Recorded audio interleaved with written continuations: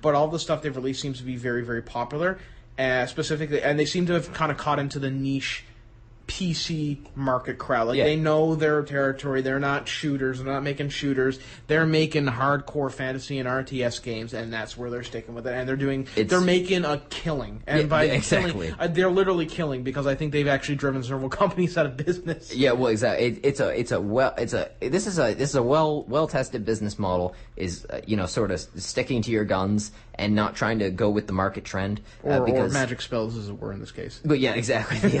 And this is the thing. So what happened to Medal of Honor? Medal of Honor tried to become Call of Duty, and it was a disaster. And then boom, and now no one talks about Medal of Honor anymore. Nope. People still talk about World of Warcraft. People still talking about Elder Scrolls because they know what to do. They know what their thing is.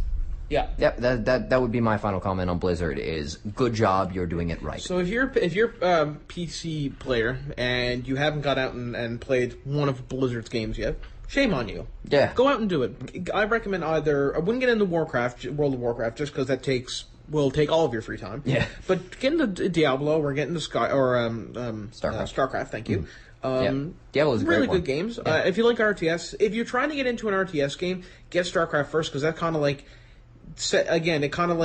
is the definitive, it's the definitive RTS game that everyone thinks of. And then if you play that one and you like it, then you might want to go play Command and Conquer or Age of Empires. There's not very many of those games being made anymore, which is a shame, because it's a lovely genre. It's a very nice genre, yeah. But there's, of course, also the thing is, like, you need to make a lot of they need to make a lot of shooters like Call of Duty because they're so short. But then, of course, with these, once you pick one, you can pretty much stick with it for a good long while. Not too many people are into all of those at once. But yeah, so you wanted to make some final comments, I believe. Yeah. So have you ever heard of this thing called the occultist rift? Not at all. Okay, the occultist. Have you ever seen, like, way back in the 90s when they would talk about, like, going on the internet before the internet became really popular? When they would go on the internet, they would, like, put on this, like, headset, and, like, they would be transported into, like, virtual reality. Do you know what I'm talking about? TV shows and novels, and they were like, "Oh, I gotta hook up to the internet," and then all of a sudden, like he took out this, like, huge helmet, like, put it on, and he'd, like, be kind of like going through, like, mainframe, and he'd be like interacting with, like starting various programs. You would actually interact with the programs. They'd have, like, little avatars, and you have little avatars. Yeah. They're kind of doing that now with this thing called the Occultist Rift, and what it is, it's essentially, I will show you a picture of it. And I will link the Wikipedia page to our Facebook page, but that's what it looks like. God, that's awful. It looks essentially like a big pair of goggles, and what they do is they hook that to your face, essentially. You put it on your face, and then they hook that up to, I'm assuming, PC. I can't imagine it being out for Xbox or PlayStation. It's only in development stages right now. And so you're playing with your controller, but the game is right there in front of your eyes. So you're not really experiencing the game, but it's like everything else in the world has been shut out. So literally, you're not seeing anything else but the gaming screen. Because when you're, like, playing PlayStation, you can still see, like, around the TV and whatnot. Yeah, exactly. And I think that's kind of dumb. I get motion sickness. Yeah. So I would hope I could see the bucket in front of me if I was to use that. That's what I have to say about that. I mean, maybe I haven't experienced it. I literally heard about it 2 seconds ago. But it doesn't sound like it would be something for me. It sounds a little too. I like having it's 3D gaming, so you're definitely going to get sick. Yeah, well, exactly. Yeah, Adam knows. Like, I can't sit within, like, the first 15 rows of a 3D movie. We got to sit, like, way back. But the thing of it is, like. Yeah, I don't know. I kind of like it's the summertime now, so, like, the weather, for those of you who don't know, for those of you who listen to us on YouTube, the weather here is not very good most of the year. But it's bloody good. Awful. Yeah, exactly. But although if you're listening to the show, you live here, so you know that anyway. Exactly. Yeah, but it is good in the summer, right? And this is the time of year when I have my window open all the time, and I love having the sun and when it gets dark, having the street lights shine in. Yeah. I actually kind of like the ambiance surrounding my gaming experience already. I don't need to be totally immersed in the game. I'd like to be just immersed enough to still be able to hear the phone ring. And admittedly, Adam knows I don't answer the phone, but it's nice to know it rings. No, he doesn't. Apparently, people like Valve Corporation are really interested in this, though, which is... Well, that actually lends it a certain air of reliability. But it's not only for gaming, because originally it was just for gaming, but now they're saying, like, you could just, like... Watch TV watch TV like this. And I don't know. There's something, like...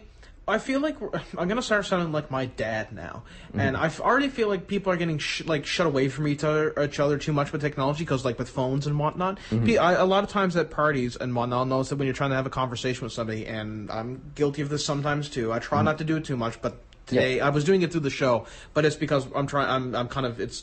I've been urgently messaging somebody about something that I couldn't wait. But I find that people will just you're trying to have a conversation with them and they're phone. And I don't want to sound like that guy. Like I'm not saying that cell phones are bad. I love my cell phone. I think they're great. I just feel like if you're at a party, just put it away. And so I feel like the stuff like the occultist rift is that I feel like that's just more separating people from each other. You know what I mean? I don't mind if people do it, but it's one of those things like. Me and you and our buddies Devin and Sandy, right? Yeah. Which is sort of like our inner circle of friends. Yeah. Like, we hang out a lot, and usually someone's playing a video game. Yeah. Or multiple people, or all of us are. Or a movie. And it would be weird. Or watching a movie. Can you imagine all four of us watching a movie, and we're all watching the same movie, but we have different headsets on? It'd be so strange. Because you wouldn't be able to interact, because what we do is we'll be like, man, check out Jessica Alba over there. Or or like, oh man, that was like, or we'd laugh at each other, we'd laugh at the really horrible acting, or whatever. Exactly, I like the fact that it's a television. Maybe I'm, being Grandpa Rory over here, I don't know. I feel like we're going to be left behind on this one, though, you know what I mean? Yeah, it's one of those things. I'm still not convinced. Like, honestly, until...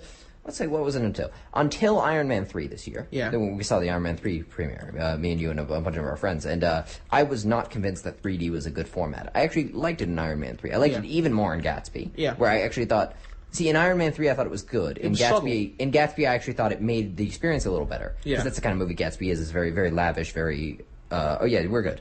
And so it's one of those things where I really liked 3D in that, so... maybe it would have to do some impressive things. It would probably take a couple of years to actually wow me. I wasn't wowed by 3D in Avatar, because quite frankly, I was not wowed by anything in that movie. We're going to be cloned up now in about 3 minutes. So they were saying something along the lines of like, and the occultist rift can also be used, for example, for educational purposes. So you can explore the Great Barrier Reef as if it was really in front of you, or you could travel through the human body through your bloodstream and whatever. I'm like, that's kind of cool. And then the first thing and they're like, check off your comments below about what you would like to see on the occultist rift, and every single comment was porn. Yeah, porn. That's exactly porn. The internet. The internet. Yeah. That's the internet. What were you expecting? Yeah, it's the internet. Exactly. What did you expect them to say? But here's the thing, right? Okay, first of all, final comment on that. Yeah. That is going to make it even harder for kids to pay attention to school. Yeah. That's not going to help. That's going to be smart boards all over again. I'm sorry, I hate smart boards. They're ridiculous. Okay, so just to clue up, Adam, do you want to tell the people about our... Facebook and Twitter? Facebook and Twitter. So if you like the show, you can feel free to follow us on Twitter at www.twitter.com/The Aperture Show. All lower cases, no spaces. Or you can also follow us at www.facebook.com/The Aperture Show.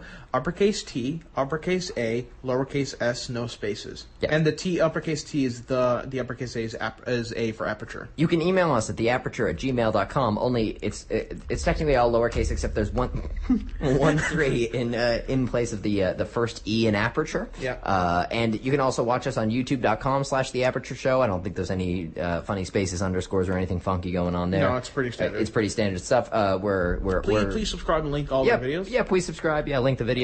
Share the videos. Drop a like if you like. And we're currently figuring out stuff to do for like extra content and whatnot. Yeah. The problem is it's bloody expensive. It really, really, really is. Yeah. And we're poor, and we want to buy. We'd rather buy PlayStation 4s than exactly. Than make entertainment for you schmucks. Our guests will like that, so we'll be able to talk about the PlayStation 4. So stay tuned now for some cool music. Yeah. Bye guys. Thanks for listening. This is 93.5 CHMR FM.